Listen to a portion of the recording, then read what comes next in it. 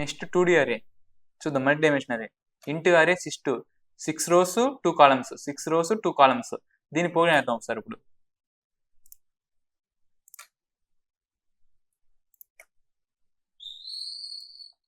చూడండి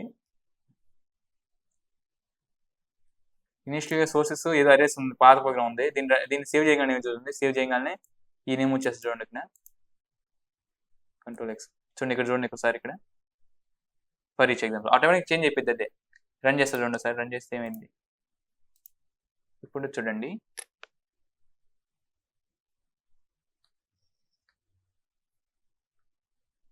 చూడండి 6 rows 2 columns అంటే 1 2 3 4 6 rows ఇక్కడ చూడండి. 6 rows 2 columns అంటే ఒక 6 rowలో 2 ఒక్కొక్క బిట్లో 2 ఉంటాయి. చూడండి ఒక్కొక్క బిట్లో 2 ఉన్నాయి. చూడండి 2 మళ్ళీ ఒక ఎలిమెంట్ 30 బిట్ అలా అనమాట. మీరు చెక్ చేసుకోండి ఒకసారి ఈ 2D అరే అన్ని 3D చెక్ చేసుకోండి అన్ని.